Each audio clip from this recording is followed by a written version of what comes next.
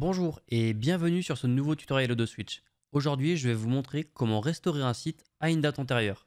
Cela peut être très utile, par exemple quand on a un site qui ne fonctionne plus correctement ou quand on a fait une mise à jour qui a cassé certaines fonctionnalités du site. Dans mon cas, par exemple, j'ai une erreur 500 sur le site, je ne sais pas pourquoi, je n'arrive pas à la corriger, du coup j'aimerais bien revenir à une date antérieure. J'ai le problème depuis aujourd'hui, donc j'aimerais bien revenir à la date d'hier par exemple.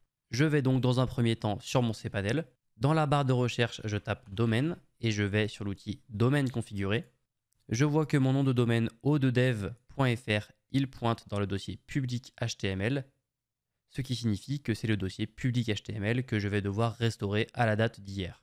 Maintenant, je vais sur l'outil qui s'appelle JetBackup, qui est présent sur tous les cPanels chez O2Switch. Ici, vous avez différents onglets. Nous, on va surtout s'attarder sur Home Directory, qui correspond du coup à la sauvegarde des fichiers. Aujourd'hui, nous sommes le 24 mai. Moi, du coup, je veux une sauvegarde à la date d'hier, donc le 23 mai. Je clique ici pour afficher les fichiers. Et là, ça va m'afficher du coup tous les fichiers de mon hébergement. Donc, soit je peux changer de page, soit je peux afficher plus d'éléments par page. Je descends un petit peu. Et là, je retrouve mon dossier public HTML. Je peux cliquer dessus pour voir que ça correspond bien à mon WordPress. Je peux revenir en arrière si je veux. J'ai juste à cocher du coup la case public HTML. Je sélectionne en bas à droite.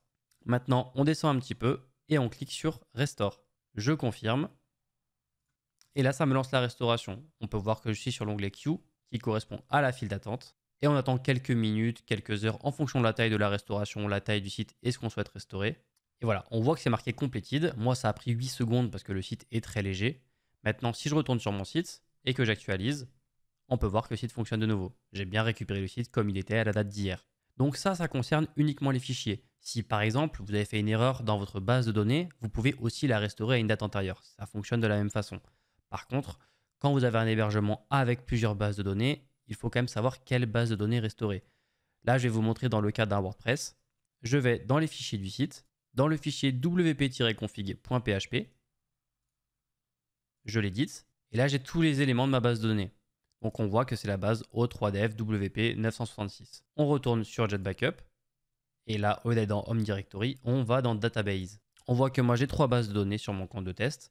Et ce qu'on a vu juste avant, ça me permet de savoir que c'est bien celle-ci qu'il faut que je restaure à la date d'hier si je veux restaurer la base de données également en plus des fichiers. C'est le même fonctionnement, je clique sur Restore et ça va restaurer la base de données.